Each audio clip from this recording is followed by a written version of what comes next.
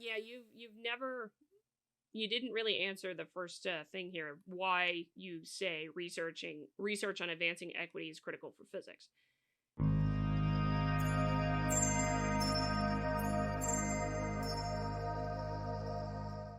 Alrighty. Do y'all recall this particular article? I, of course, a few weeks ago did a little bit on this because it was a mess, as you were. And I'm not here to rehash this particular article, Observing Whiteness in Introductory Physics, a case study. I'm not here to rehash it in the slightest.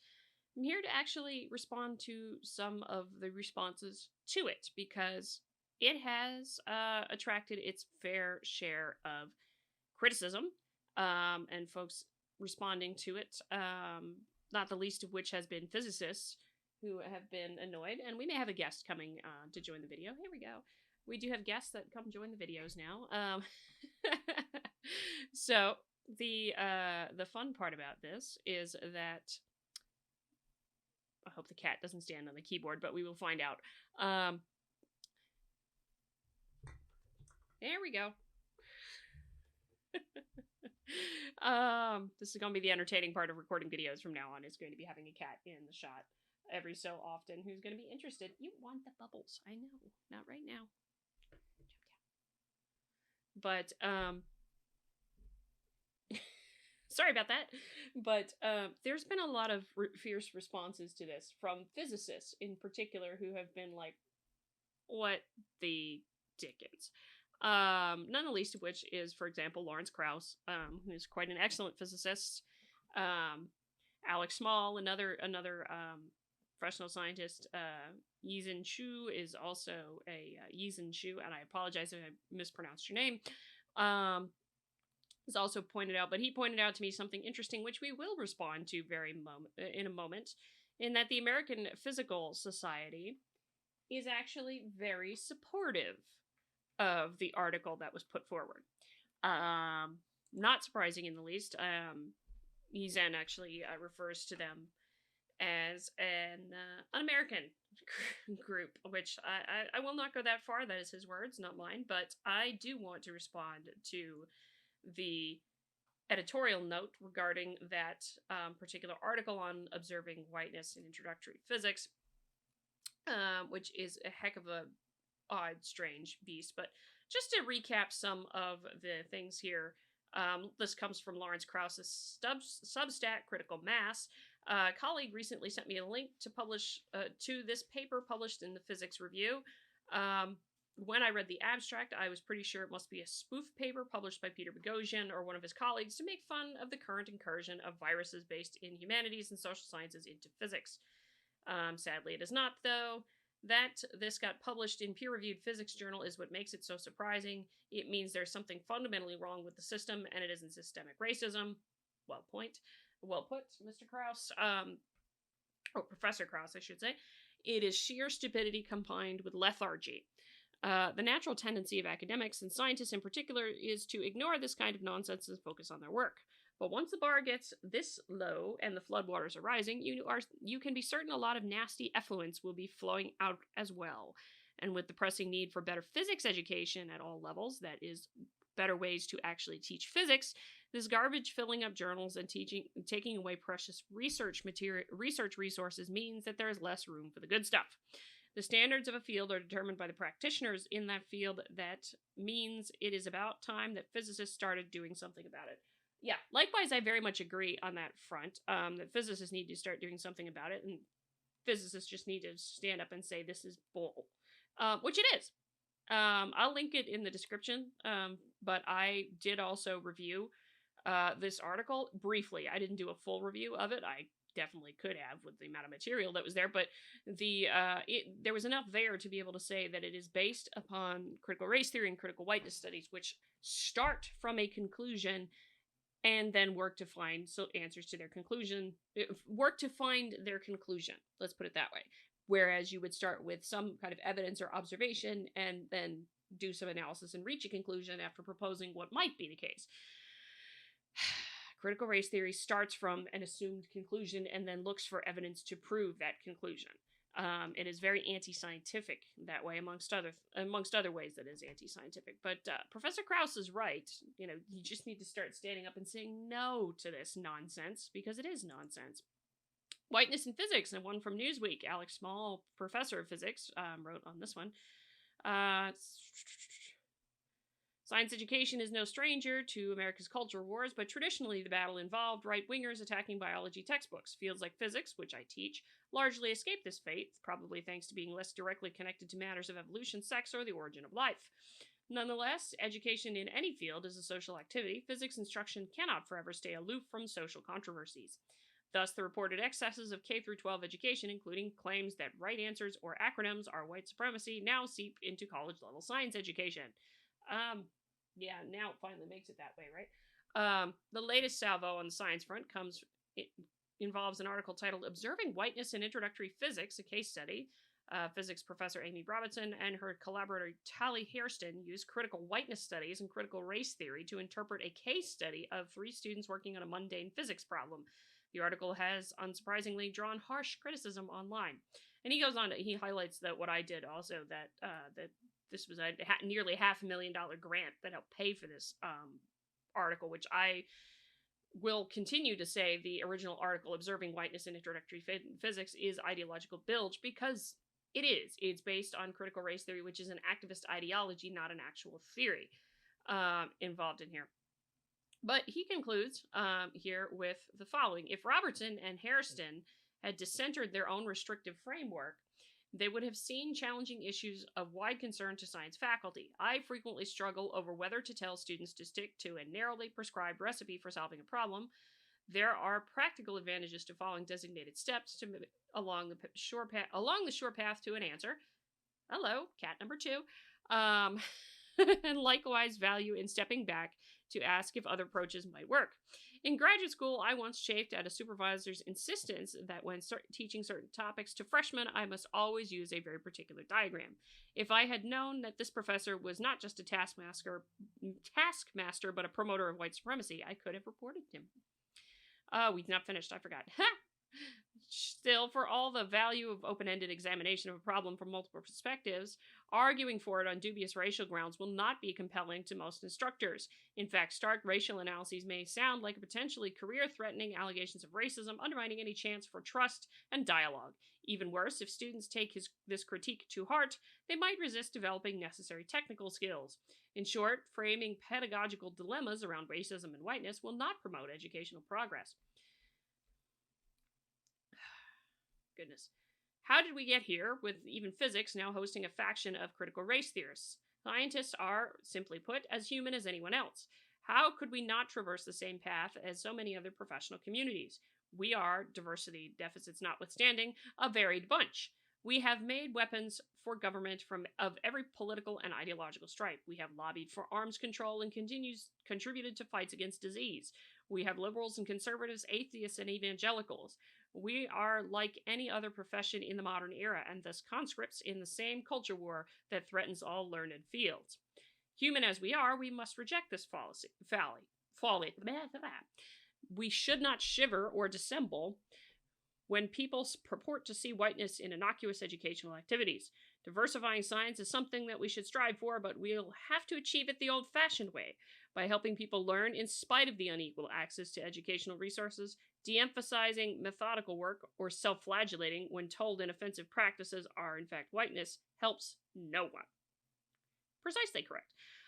Here, and this in that article on whiteness in introductory physics was an absolute disaster.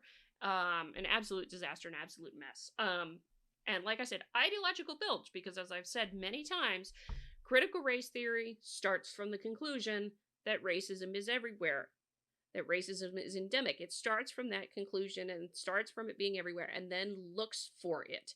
So the natural conclusion that the authors, Robertson and Hairston, start with is the conclusion that whiteness exists in introductory physics and we're going to find it. Unfortunately, the way they do that is with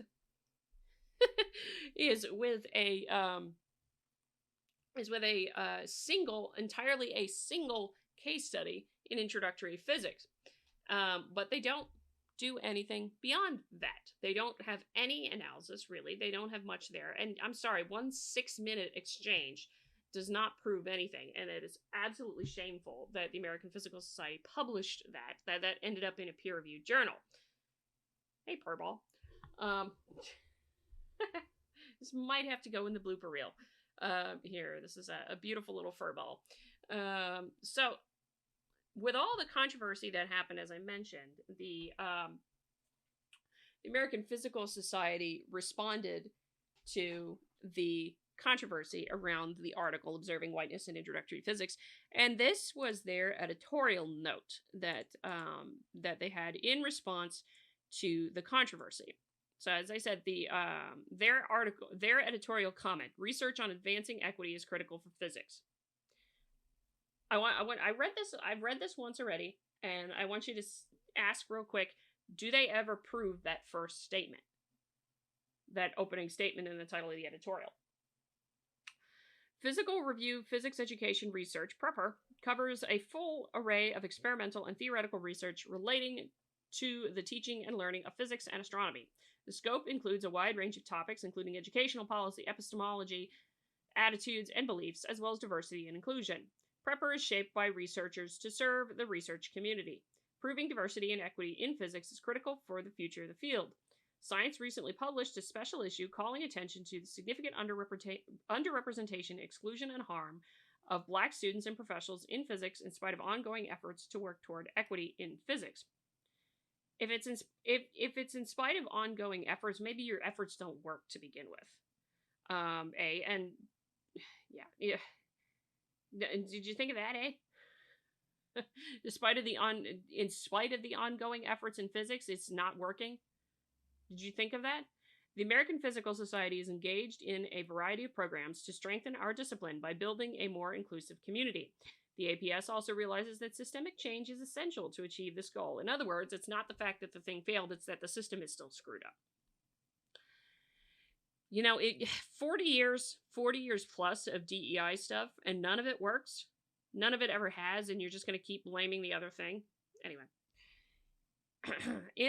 It is in this context that we are concerned about some of the responses and reactions to a recent article published in PREPR, which reported on a case study aimed at improving diversity and equity in physics. Yeah, no, that's not what that was aimed at. I read that article. They're actually referencing to the article in question, the Observing Whiteness in Introductory Physics. No, it is not a case study aimed at improving diversity and equity in physics. It is a case study aimed at claiming that there is whiteness centered in physics in an introductory physics classroom. The paper seeks to identify ways that seemingly neutral artifacts and behaviors actually support the culture of whiteness in physics. Now, it starts from the conclusion and then tries to do an awful lot of mind reading to get to that point. This is a controversial topic that clearly made some people uncomfortable. While we welcome thoughtful feedback and even criticism of the study, we denounce the many harassing, intimidating, and diminishing tweets and emails in responses to the publication of the article. These behaviors are a direct violation of the APS guideline on ethics. Okay, I will say right now, if there is anybody who is harassing the authors, and I do mean that legitimately in terms of harassing the authors, diminishing tweet, I have no idea what you actually mean by that. In terms of degrading the article as the piece of garbage that I think it is.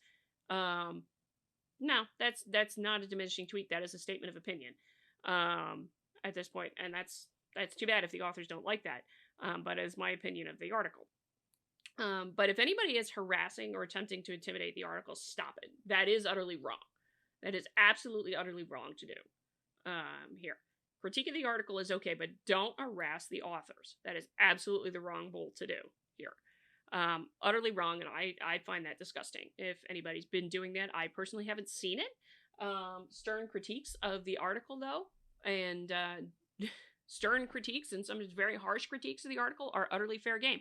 Like I said, I said this when I did the critique initially, and I meant it, and I haven't looked. I have no idea who the people are. When I critique an article, I never look at what the people look like. I never look at anything beyond the names and the affiliations at the top of the article. And if there's anything in the article, like those positionality statements, I don't look at those either. Because I don't want to know who the people are, who they look like, or anything like that. I want to judge based on the content of the article. Goodness. Advancements in science depend on the thoughtful presentation and debate of ideas in a welcoming environment. Yeah. I mean, that is actually a statement that I can agree with, an innocuous statement. The Physical Review invites constructive and respectful criticism of published articles in the form of comments. Harassment and intimidation against authors are not acceptable behaviors and have no place in scientific discourse. I agree with that. But that, at least for my part, and what I've shown in the comments respond, that's not harassment as much as it is very stern realizations that this stuff is full of it. Full of garbage. Achieving systemic change requires the open discussion of sometimes controversial ideas. At Prepper, we strongly encourage the submissions of manuscripts in diversity, equity, and inclusion, as they are vital for achieving the goal of the physics community to offer a fully inclusive and welcoming environment. Just want to make a point of note here. Remember that the root word of inclusive is includere, from the Latin, and actually exactly translated from includere actually means to confine or imprison, by the way. Not exactly welcoming or inclusive as we would like in terms of including people in a discussion or something like that. Only then will we most effectively advance and diffuse the knowledge of physics for the benefit of humanity. Yeah, you didn't really answer the first thing here. Why you say research on advancing equity is critical for physics. You've never given me a clear. I'm going to say that right now for the editor. Oh shoot! I didn't scroll it down for you guys. It just occurred to me. They never gave an answer to that top thing. Actually, that research on advancing equity is critical for physics. You never proved that statement in this editorial. You never proved that statement. They gave a lot of platitudes on how thoughtful discussion of ideas is important. And yeah, I agree with you. You should also not be trying to force values on each other. And I don't think that an activist ideology has any place in physics.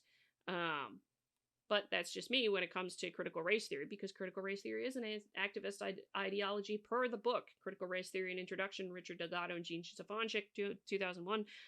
They actually incorporate activism as a component of the ideology, and it's certainly not a theory in the sense of scientific theory. They start from the conclusion that racism is embedded in everything, and then they work to work themselves into knots to find things that support it. And the same goes for critical whiteness studies here too, that they actually work themselves into knots to try and find evidence to support a conclusion that they've already made in their own heads about society. They do not actually look to see if their initial assumption is true. There was an awful lot of mind reading in that article with respect to that case study, and I have no respect for that in here.